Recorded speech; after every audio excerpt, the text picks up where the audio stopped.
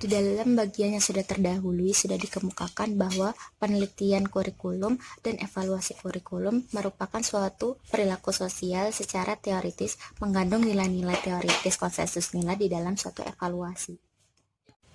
Kurikulum berasal dari tradisi tes mental secara eksperimen konsensus yang berupa kerangka kerja penelitian yang memiliki tujuan khusus di dalam pengukuran prestasi belajar siswa yang bersifat behavioral. Ditinjau dari fungsi evaluasi, maka evaluasi kurikulum berfungsi untuk satu, penempatan, yang dimana dalam arti evaluasi kurikulum itu untuk melihat hasil prestasi belajar peserta didik, yang dimana artinya semua peserta didik mengikuti program kurikulum yang sudah dipetakan dan dapat dikelompokkan dalam kelompok rendah, sedang, dan tinggi. Yang kedua ada penyebaran, yang dimana artinya adalah pemberlakuan pelaksanaan program kurikulum itu tersebar secara merata dan secara adil di negara Indonesia ini. Yang dimana pelaksanaannya itu menyebar luas secara merata di dalam desa terpencil, di dalam desa, dan juga di dalam kota-kota besar, di semua jenjang pendidikan. Yang ketiga, ada penelitian dan pengembangan, yang dimana artinya evaluasi kurikulum ini berfungsi untuk melihat dampak ataupun perubahan di dalam program kurikulum, yang dimana nantinya akan mengetahui apakah kurikulum itu dapat diterima ataupun tidak diterima, ataupun direvisi, bahkan harus dikembangkan. Hal ini sangat penting untuk dilakukan guna untuk mengontrol implementasi kegiatan belajar mengajar di seluruh tanah air, dan juga jika salah satu langkah sudah dilakukan, maka akan menuntut langkah-langkah selanjutnya juga untuk dilaksanakan. Hal ini sangat memungkinkan untuk terjadi karena jika dikembalikan pada proses kurikulum adalah sebagai suatu sistem, maka pelaksanaan evaluasi kurikulum itu harus berbasis dengan sistematis. Secara lebih khusus, maka evaluasi pelaksanaan kurikulum dapat dikategorikan sebagai berikut. Yang pertama, evaluasi terhadap konsep kurikulum, yang dimana artinya evaluasi di sini itu bertujuan untuk menganalisis dan mengevaluasi masyarakat di dalam pemahaman konsep kurikulum untuk diimplementasikan di dalam sekolah. Evaluasi ini dapat dilakukan jika tertuju pada teori, lalu pemahaman dasar, dan latar belakang keterbacaan konsep kurikulum.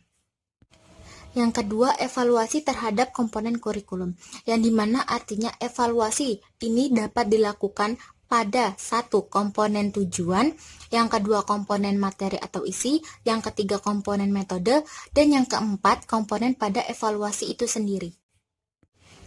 Yang di dalam pelaksanaannya, hal ini itu dapat terlihat dan dilaksanakan ketika pembelajaran itu sedang berlangsung, karena ketika pembelajaran berlangsung itu, siswa akan merasakan dan ikut melihat tentang evaluasi komponen kurikulum ini. Yang ketiga, evaluasi terhadap isi program kurikulum, yang artinya hal ini itu mengevaluasi semua isi program yang ada di dalam kurikulum yang mencakup keluasan dan juga kedalaman isi, scope, and sequence. Selanjutnya ada model implementasi kurikulum. Yang pertama ada the Concurrent Design Adaptation Model atau CBEM.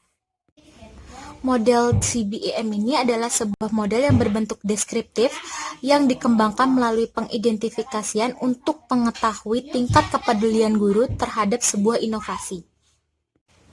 Perubahan motivasi ini terdapat dua dimensi, yaitu yang pertama adalah tingkatan-tingkatan kepedulian terhadap inovasi, dan yang kedua adalah tingkatan penggunaan inovasi.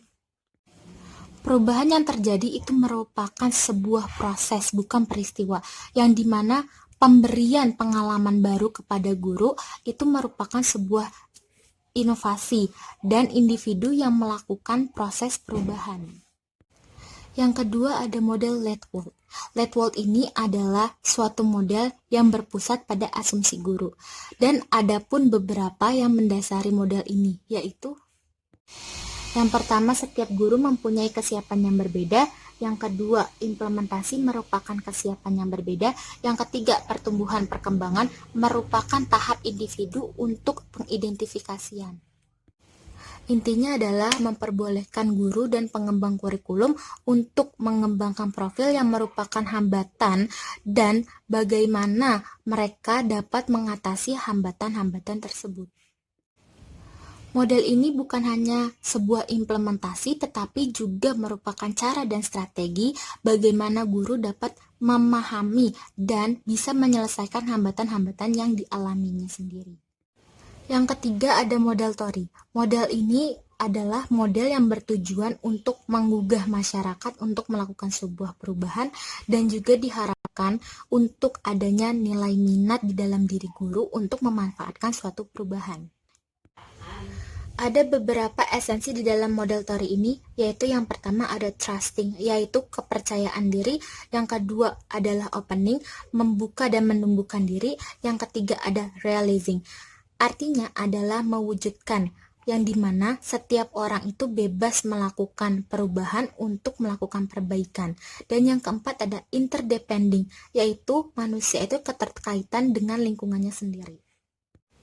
Inti dari model ini adalah memfokuskan untuk melakukan perubahan personal dan perubahan sosial, dan juga membantu guru untuk melakukan pengidentifikasian. Yang dimana mengidentifikasi bagaimana lingkungan menerima ide-ide dan juga diharapkan untuk bisa mengimplementasikan inovasi-inovasi yang telah direncanakan. Mengimplementasikan inovasi di dalam sebuah perbaikan dan juga memberikan petunjuk-petunjuk untuk melakukan sebuah perubahan.